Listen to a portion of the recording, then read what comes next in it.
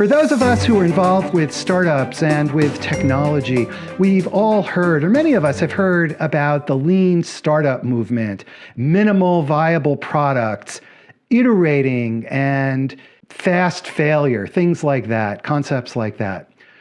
What happens when you apply these concepts to doing social good, to making social impact? That's our topic today on CXOTalk. I'm Michael Krigsman. I'm an industry analyst and the host of CXOTalk, and you're watching episode number 314. Before I introduce our guest, please, right now, subscribe on YouTube and also tell your friends and your colleagues. So I'm really thrilled because we're speaking with Mei Chang, who is the author of the book, Lean Impact. It's a really good book. I've enjoyed reading it, and she's going to tell us about applying lean startup techniques to making social impact. Mei, how are you? It's great to see you, and thank you for being on CXOTalk. I'm fantastic. Thank you so much for having me on your show, Michael. So, Mei, tell us, how did you come to write the book, Lean Impact? Tell us about your background briefly. Yeah, so just to start with my own background, I studied as a software engineer in college and then worked in Silicon Valley at both big and small tech companies for over 20 years. Some companies you may have heard of, like Google and Apple and Intuit. And it was an enormously challenging and exciting world to be in. You know, I got to be part of building products like Google Mobile Maps that are used by hundreds of millions, if not a billion people these days. But then about 7 years ago, I decided to make a long planned pivot to spend the second half of my career in the social sector or public sector, doing something that would feel more meaningful to make the world a better place. And so through that, I went to work in government at the State Department at an international NGO called Mercy Corps, and then most recently at USAID as the Chief Innovation Officer. And so you had this background working in technology, but how did you come up with the idea of applying the techniques of lean startups to making to nonprofits and to making providing social benefit?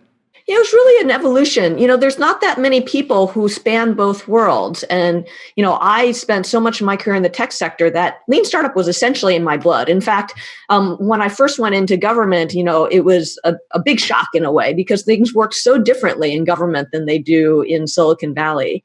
And one of those things is that, you know, in government, we like to plan in a lot of detail for years in advance and then execute on those plans because we're very risk adverse. We're a very planning oriented culture. And so, you know, what I found myself doing was really encouraging people to plan a little less and do a little bit more and really get out in the field and try things and learn and iterate. And it was sort of like just the instinct that I had. And at the time, I hadn't actually picked up the lean startup yet. I was in DC and it wasn't as much a thing there yet. And so I didn't necessarily have a language for it. But when I found out that Eric had written this book, Lean Startup, and started learning about it, it gave me a language to talk about these concepts that I was really trying to explain to people and didn't really make sense to them up to that point. So it just kind of was an evolution that you had been steeped in these lean startup techniques and principles and approaches, and it just made sense to try to apply it to this completely different world. Yeah, I mean, coming from Silicon Valley and into this world of global development that I was in, everybody wanted to approach me and talk about technology and talk about, you know, could I build an app or a website or so forth. And, you know, I certainly tried to help where I could. But what I started to believe as I learned more and more about what was going on is that while technology could make a big difference in many of the things that were being done, that a different way of working, a different mindset, a different approach, as exemplified by the lean startup, could help us just produce far greater impact at far greater scale. So when you talk about lean impact, what is that exactly? Well, maybe I should just back up a little bit for the parts of the audience maybe who aren't yet familiar with Lean Startup and talk a little bit about that. The Lean Startup is a book that was written by Eric Ries about 7 years ago. And what it did is it captures really the best practices of how innovation happens in Silicon Valley. And Eric talks about the lean startup as a methodology for building products and services under conditions of extreme uncertainty. And this is certainly true for startup companies who are trying to create products and services that no one's ever done before. And so there's a lot of uncertainty there. And in this world of uncertainty, rather than trying to think we have all the answers and come up with a great plan that we can and invest a ton in that plan, I think we need to be a little bit more humble and really understand what our assumptions are, understand what the risks are, and test for them. In essence, lean startup is based on, I think of it as an entrepreneurial version of the scientific method, that you have a hypothesis about, you have a solution that you hope will work to solve a certain problem. You build what we call an MVP, or minimum viable product, to test that assumption. Then you measure the results, you gather data on what happened, and then you learn. You learn that it worked exactly as you hoped, and you can double down. Or maybe you learn that it didn't work as you expected, and you either need to tweak your solution or pivot and take a completely different path.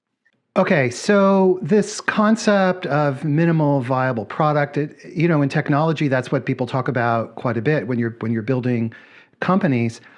But how do you then apply that to the world of nonprofits? I mean, it's not an easy translation to make for an outsider.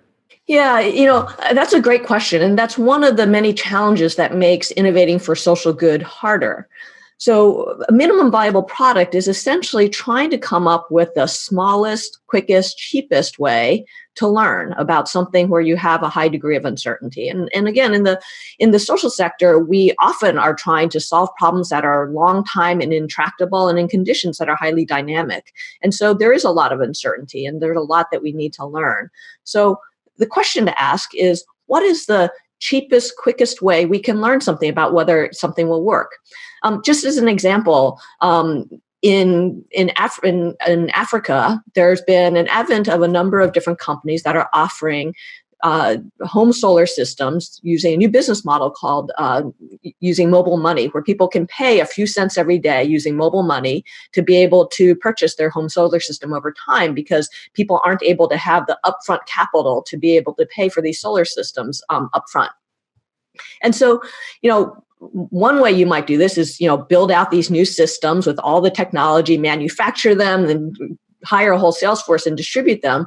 But a company called Off-Grid Electric that I spoke to, the way they thought this was a great idea, but they knew it needed to be tested. And so what they did was actually just send a person from village to village to collect money manually first to see, would people buy a solar system and pay it off over time? Is that something people would find valuable enough? Would they keep paying the money?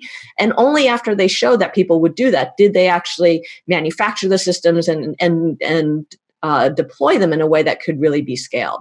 And so it's just one example. I mean, an MVP could be as simple as a flyer, which they also use to test out to see, hey, what kind of bundles would people be more interested in? Would they like to have a bundle with just some lights, or is a radio important, or maybe even a TV? Would they be willing to pay more? And so answering these kinds of questions, the goal is to look at the simplest, quickest way that we can answer those questions, and that's a minimum viable product. And so when it comes to service delivery, delivering or social and beneficial services, it's a matter of taking small steps, experimenting, see what works, and then building on that. Would that be an accurate way of looking at it? Yeah, it's taking the smallest step possible and optimizing for learning, right? So if, one way I think about it is, if you know exactly what you need to do, and you know it's going to work, and you know how you're going to scale it, then you should just execute on that plan. You should execute like a utility company might do, because they know what they need to deliver and they know how to deliver it. But if you're trying to do something that has a lot of uncertainty, then rather than focusing on delivering because you don't know if it's going to work, you should focus on experimenting and learning as quickly as possible until you have greater confidence in what you have to offer. Sort of, the Off-Grid Electric I talked about is more in the product space, but on the service side of things, an organization I talked to, a nonprofit social enterprise in South Africa called Harambee, was trying to address the issue of youth unemployment, which is at crisis proportions in South Africa. And they wanted to see, how can we help these youth who are disadvantaged get their first formal sector job? And so rather than, again, coming up with a whole training curriculum, hiring a bunch of staff, building a bunch of infrastructure, they first started by testing some of these youth and having some assessments to see how they would do on the kinds of skills that they would need for jobs. And they found that they didn't do very well at all. And which is why they weren't matching these jobs. And so they decided to take a different approach. They decided to test for learning potential and then help bridge that gap for the youth who had the potential to learn, but just never had the opportunities. And again, instead of building up a whole system, they partnered with an employment firm and some consultants who rather than hiring staff, they hired some contracting firm to offer the training to see, would this work? If they took these disadvantaged youth with potential, but without the skills, could they train them in a few days to develop the skills and then get the jobs? And so they did that exactly. And at the end of it, they had trained 43 youth, built up very little infrastructure, and 38 of them were able to secure jobs at the end of it. The employers were happy with their skills and hired them.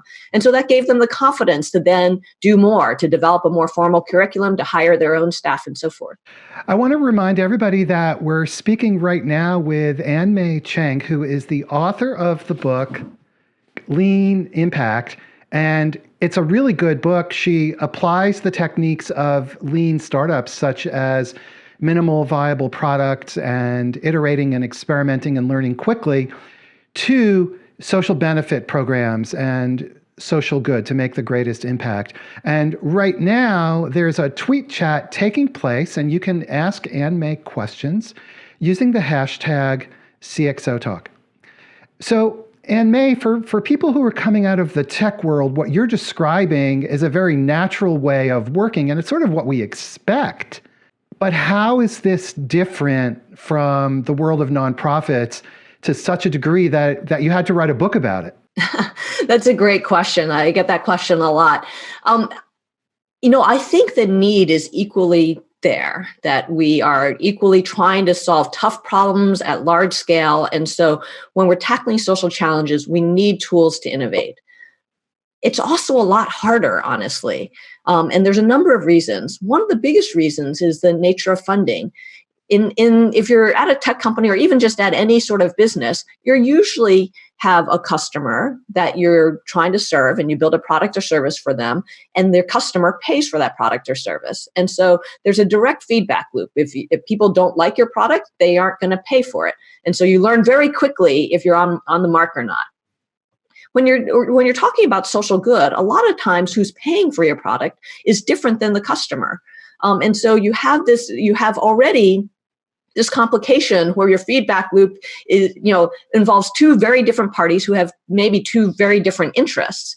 And so that complicates things and makes it harder to drive your feedback loop. On top of that, funders in the social sector, especially funders for nonprofits, tend to be very restrictive. They want to know your whole plan up front and then see you execute on that plan. They're often also very risk averse. They're looking for immediate results. And that also makes it hard to innovate. It makes it hard to pivot and experiment and take risks.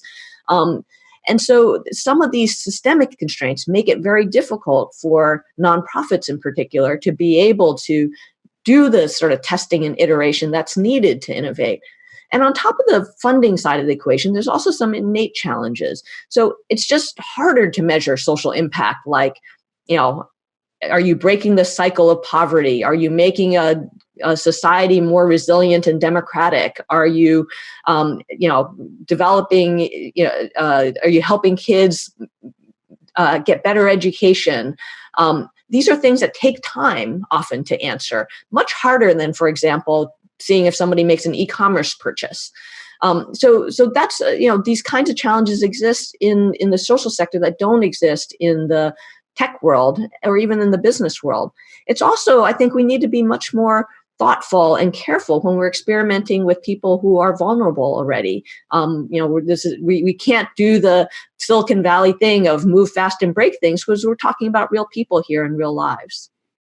What about the culture? I mean, it's very interesting what you were just saying about the outcome of social programs take time and can be very hard to measure, in contrast to developing an app where you simply see, okay, how many times was our app downloaded, and we can instrument that app and see how many people are using it and how they're using it.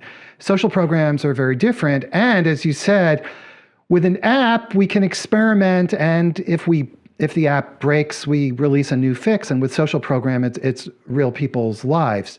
So it's much more complex. So given all of this, then how is it even possible to again apply these minimal viable product techniques to social programs? Yeah, and so this is what a lot of the book is about. And, Lean Startup talks about the importance of starting small. And I would say in the social sector, it's even more important to do so when we're working with people who are vulnerable. If you're trying to something new with just 5 or 10 people, you can be a lot more careful to unintended consequences and to make sure that people are made whole, and to just be much more vigilant than you can when you're trying to do something with 10,000. And so I would say that starting small becomes even more crucial. And to your question about, how do we measure these things? It does take time to, for example, see if you're going to make a change to your educational pedagogy, whether that's going to affect graduation rates for kids over time. That does take time, but you can actually look at some of the precursors, some of the early indicators that will correlate with whether that's going to happen. A lot of times we call this in the social sector a theory of change, that we do A, that leads to B, that leads to C, that leads to D. And if we test and optimize for those early precursors, that can give us much higher likelihood that in the fullness of time we'll be successful. Just as an example of that, there's a nonprofit called Summit Public Schools in the US that set out with a goal to educate kids in high school such that 100% would graduate college, no matter what their kind of family background. And this is something that take a long time. And so when they first started out with their first school, they introduced a lot of the sort of cutting edge techniques. And what they found is that 8 years later, when their first cohort graduated college, that they were doing dramatically better than the average. But it wasn't good enough to them. It wasn't yet 100%, which was a goal they set out to achieve. But then they realized that if they were going to start with another cohort and change their methodology, it would take another 8 years, and they couldn't afford to do that. So it turned out the founder picked up Eric's book, Lean Startup, and decided that they needed to figure out how to iterate and learn much more quickly and get data much more quickly if they were going to have any hope of coming up with a better solution in this generation. And so they did. In this very difficult world of education, they used data to be able to measure on a weekly basis different approaches to education. They would vary the mix of different elements, such as project time and individual self-paced learning time and lecture time and mentorship time, and see what worked. And each week they would have different assessments to see how the students were progressing. They would have focus groups and so forth that would measure the progress. And with that, over the course of a year, in a few classrooms, they were able to evolve and develop an award-winning personalized learning approach that has now been adopted by over 300 schools across the country. So on the topic of metrics, we have a very interesting question from Twitter. Arsalan Khan, who's a regular listener, and Arsalan, we're always glad when you're here. Arsalan asks, are there any social impact indices and metrics that can be used when technology is applied to social impact programs? He actually has 2 questions. That's number 1. And number 2 is, how transferable are they to other countries outside the US? So the question is about social impact metrics. I think some people have tried to aggregate metrics of cross social impact, and I think that's very challenging because the nature of, if you're trying to reduce infant mortality versus you're trying to increase college graduation rates versus you're trying to improve women's empowerment, is very, very different. So I think that metrics that are useful generally need to be specific to the problem you're trying to solve. And again, I would point to the theory of change, where you look at what is your ultimate goal of what you're hoping to achieve and work back from there. It's in essence a funnel that shows you, in each step of the way, how much success are you going to have so you get to the end. I'll use a simple example that I describe in the book, which is if you're trying to reduce the incidence of malaria in a region by distributing mosquito nets, your end goal might be to reduce the incidence of malaria by 80%. But if you look at the early precursors, you're going to give out mosquito nets. The first thing that has to happen is people have to hang up the mosquito nets. Then they have to sleep under the mosquito nets they hung up, and so forth. And then that should lead to fewer incidences of malaria over time. So rather than waiting for years to determine whether malaria has decreased, you can check tomorrow to see, did people actually hang up their mosquito nets? And if they didn't hang up their mosquito nets, there's something you can do immediately the next day. You could decide to go out and hang it up for them. You could decide to issue instructional pamphlets that show them how to do it. You could have training classes in the village to show people how to do it. There's a number of things you could do. And if you optimize the number of people who hang up those mosquito nets, you're far more likely a few years later to have less transmission of malaria. And so it's looking for what are those early precursors for whatever is the social impact you're trying to achieve. What are the earliest indicators that will tell you that you are on track, and that if you optimize those things in the beginning, you're more likely to be successful. What about the culture or the mindset? Because startups are trained, startups are under this intense pressure from investors, and they're going to soon run out of money, many of them, most of them, unless they deliver something really fast. So they're under this pressure to identify the minimal viable product and just get it out there as quickly as they can.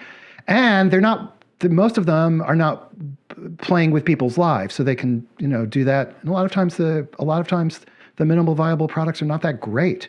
So what about the nonprofit world in terms of that mindset and the culture? That's a great question. I think that the culture derives from incentives, and incentives derive from goals. And so if you think about it, I believe that innovation at its foundation comes from the birthplace of innovation is in an audacious goal. If you imagine, President Kennedy, challenging us to send a man to the moon. When you have goals and that are achievable with business as usual or with some minor improvements to business as usual, there's no reason to take risks or to innovate. And I think that often is true in the way nonprofits are funded. They're funded to do something that we know how to do and that we can deliver, relatively immediate results and do so with high confidence. But again, if we have problems that we're trying to solve, which that's not going to be sufficient in solving, I would argue that we need to set much more audacious goals. And so the first place that I start with lean impact is to say, we need to think bigger. The core of lean impact is about thinking bigger and starting smaller. And instead, I think when it comes to social good, we often think too small and start too big. So how do we flip that around and set an audacious goal? Because when you have a goal that is 10 times what you're doing today or 100 times what you're doing today, and you're just not going to get there with your current path, then it forces you to take risks and it forces you to test and iterate to find a better way. And when you start setting up the incentives that way, then I think the culture starts to shift around really being more agile, because you're trying to do something you can't do just by doing the same old thing.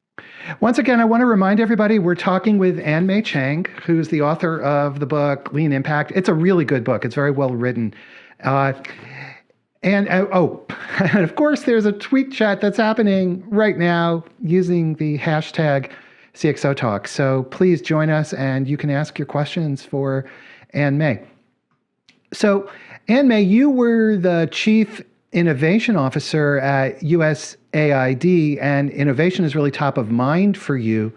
And so let's overlay the concept of innovation into what we've just been talking about. Sure. So innovation seems to have become the most overused word in the English language these days. Everyone's talking about innovation, whether it's in Silicon Valley or in business or in government or in the social sector. Amen to that. Yes. Yes. And I think that there's a reason for this. It's because the pace of change around the world has only continued to accelerate. And so we recognize that if we're going to keep up and stay relevant, we're going to have to innovate. All of us are going to have to innovate because the world isn't standing still. But in the world of social good, I think that the notion of innovation has been somewhat misunderstood as it's been translated, that people think of innovation as coming up with some flashy new ideas, coming up using the latest kind of exponential technology. And that is a piece of innovation, but it's not all of innovation. One of my favorite quotes comes from Thomas Edison, who said that genius is 1% inspiration and 99% perspiration. And I would say the same thing is true for innovation, that there's that 1% that is the big idea, the invention, the new thing to do. But innovation is really about the 99%, which is the blood, sweat, and tears that goes into taking that germ of an idea and testing it, iterating, improving it, developing a business model, figuring out how to build out the infrastructure, and ultimately scaling it. And that blood, sweat, and tears is really what the book is about, and what I think the essence of innovation is about. A friend of mine has a quote that I love, which says that innovation is the path, but impact is the destination. And I think we always need to keep that in mind, that the reason to innovate is not to have a flashy press release, but rather to dramatically increase our impact and scale. And when you apply that lesson, that the goal of innovation is impact, or in business we call it outcomes, when you apply that to social benefit programs, can you give us some examples of what that means in practice? Yeah, there's a great example that I love because it shows a whole cycle of evolution of how an organization might think about impact. So there's an invention, a 700-year-old invention that can improve productivity and learning potential, and that's eyeglasses. And so this is not a new invention. It's something that's been around for 700 years, and yet there's an estimated 2.5 billion people around the world that can benefit from it that don't have eyeglasses today. And so a nonprofit called Vision Spring decided to tackle this problem. And they started out by doing what most nonprofits do, which is go directly to the people and set up shop. And they brought on a number of people they called vision entrepreneurs who in El Salvador and India ended up selling these low-cost glasses to people in rural communities that didn't have access.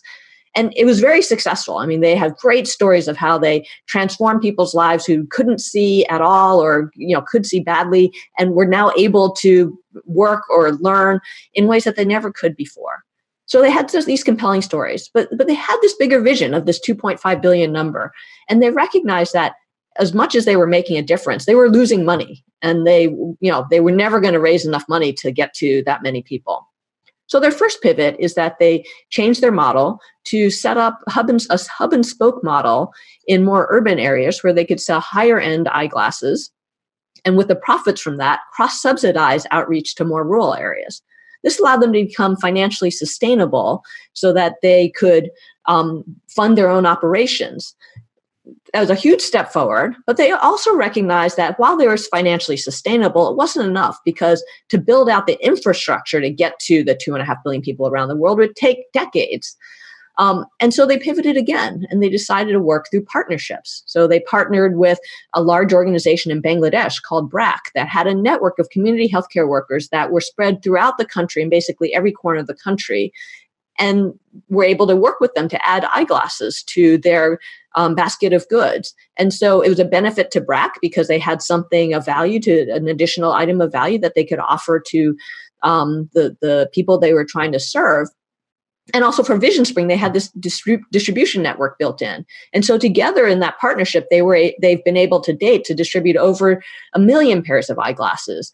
And Vision Spring today has now reached over 4.5 million people, again, having built a number of additional partnerships. But even that's not enough. I mean, as a nonprofit, we think 4.5 million, that's pretty good, right? But it's tiny compared to 2.5 billion. And so their most recent pivot is that they recognize that this was still not going to get to the scale that was needed. And they spun out an organization called the iAlliance. That's a public-private partnership that's focused on collective action to heal both market failures and policy failures that are the reason why people aren't getting access to eyeglasses, that businesses aren't manufacturing and distributing them, and that governments aren't including them in the social services that they provide for citizens. And so in an early win, they have signed a MOU with the government of Liberia, who is now integrating eyeglasses into their national community healthcare worker network, as well as into their public schools. And so now this will spread across the country through government effort. And if we can start doing that across many, many other countries, you can imagine eventually getting to that 2.5 billion people. And so it's this kind of evolution of continuing to look at the audacious goal, in this case, 2.5 billion, and recognizing where we are relative to that goal and being willing and able to pivot along the way as we learn to get better and better and closer to a path that will get us to that goal. We have another question from Twitter, and that is, do these techniques apply best to any particular type of nonprofit, such as those that are involved with technology, for example, or are these techniques applicable across the board?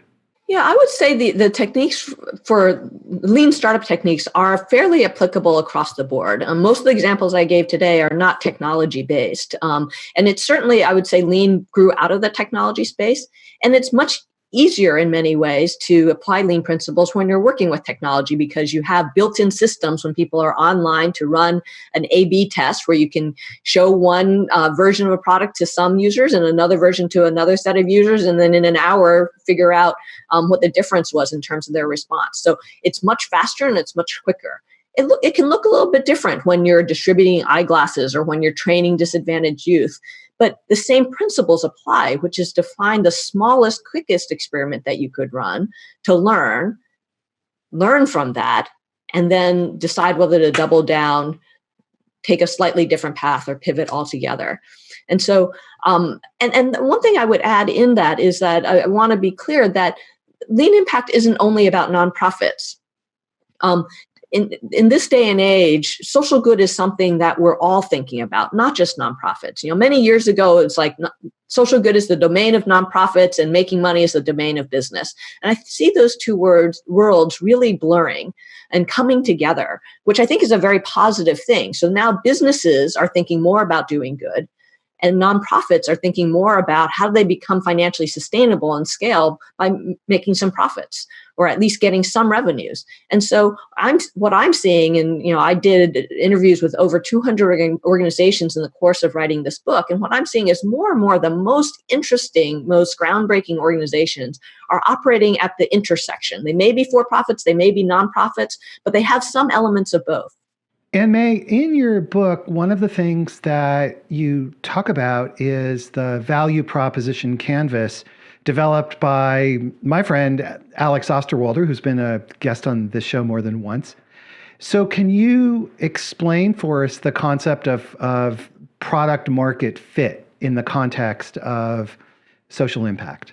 Sure. For people who aren't familiar with product market fit in the business world, typically when you're developing a solution, you start by trying to find what we call product market fit, which is, and to do so, you vary your product. You look at, what things you may need to change about your product, and you vary your market, and you try to find an intersection where your product is something that's needed and wanted and demanded by a market.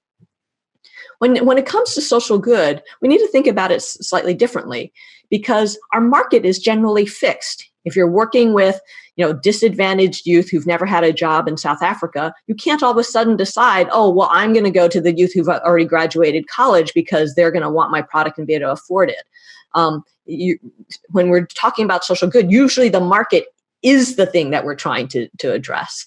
And so it's a little bit different. We then have fewer degrees of flexibility, and we need to focus more on how do we vary our product or service to really meet the market.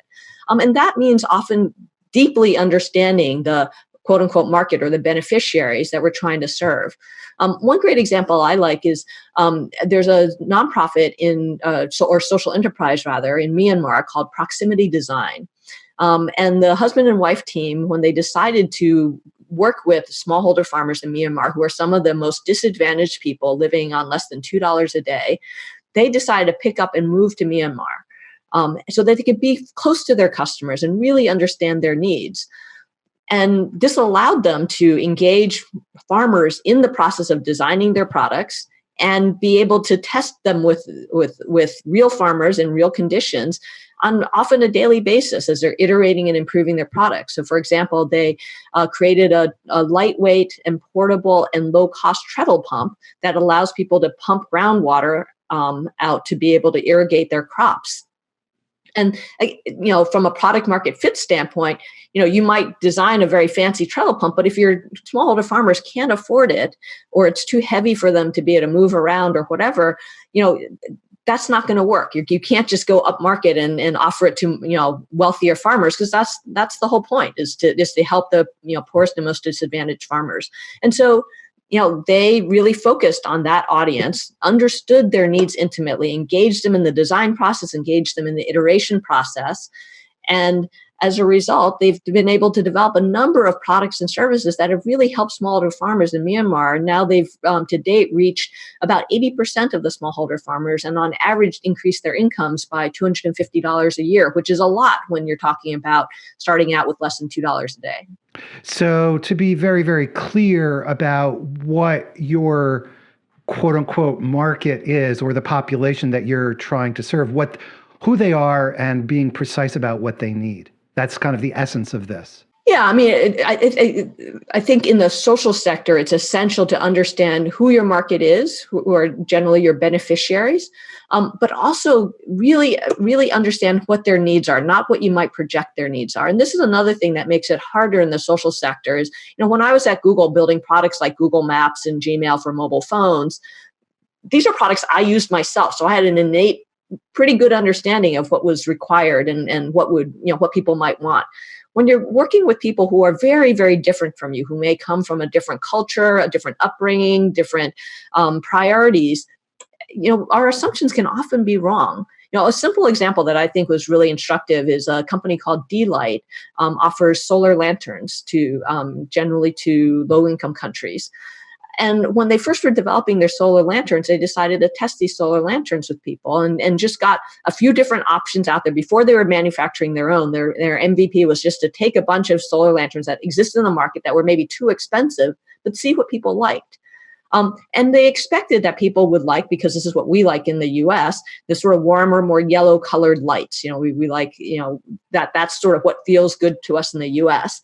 But it turned out that most people actually preferred the blue, harsher lights, more fluorescent style light, because that felt more aspirational to them. Like the yellower lights reminded them of, burning candles in their home, whereas the bright blue lights, blue tinged lights, seemed more like the fluorescent lights they saw in the town, and that felt more aspirational to them. So it's a simple example, but it highlights the point that our assumptions can often be wrong.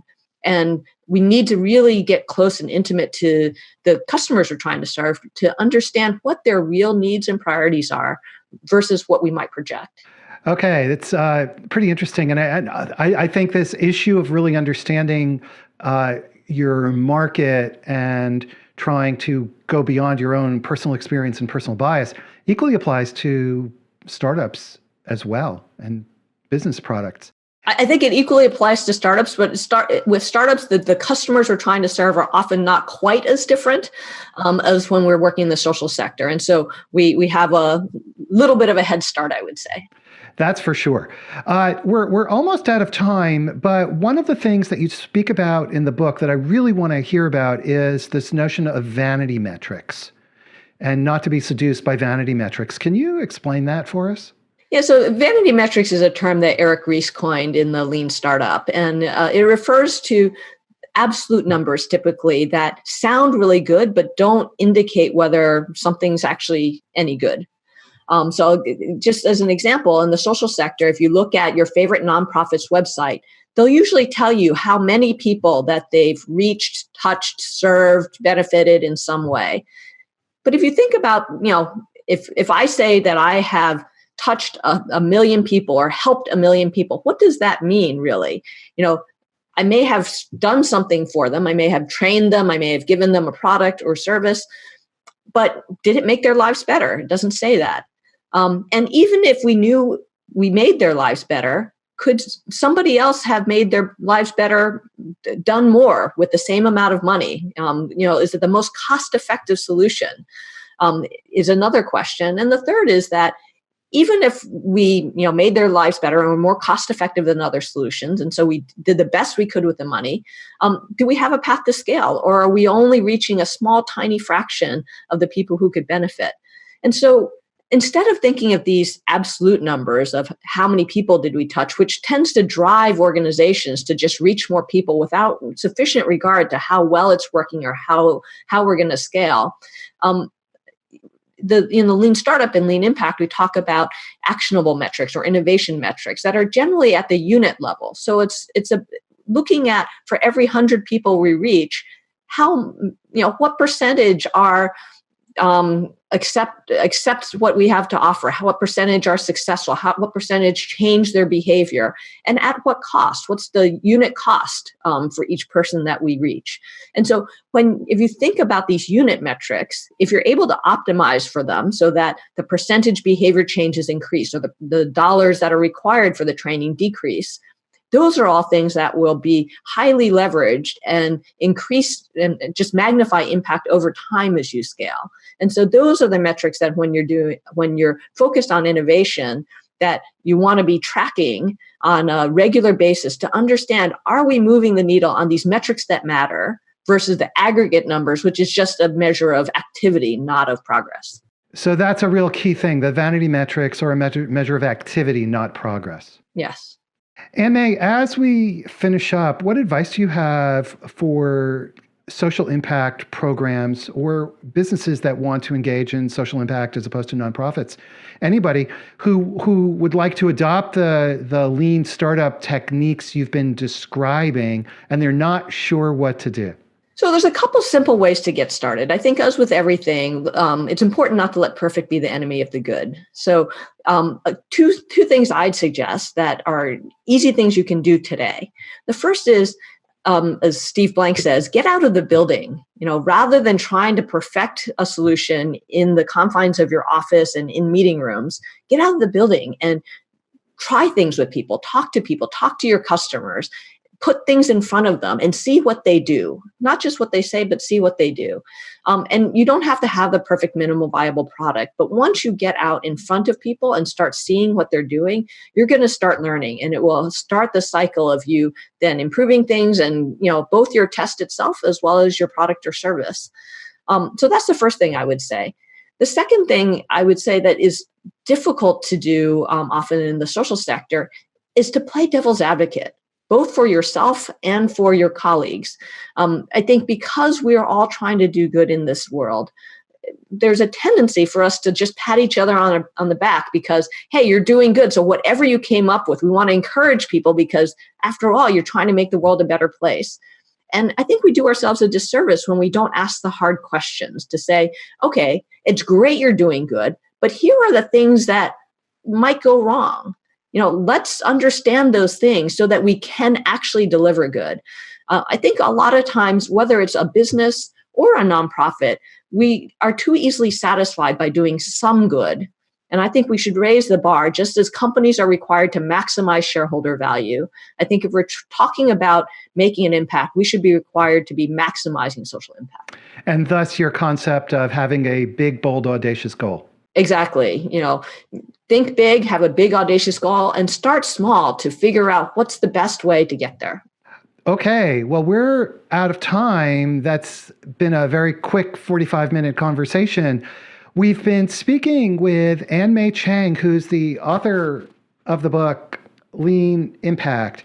Mei, thanks so much for being with us today. I really do appreciate that. Thank you so much for having me, Michael. It's been a pleasure. Check out cxotalk.com. We have lots more videos, and be sure to subscribe on YouTube. Have a great day, everybody, and we'll see you soon. Take care. Bye-bye.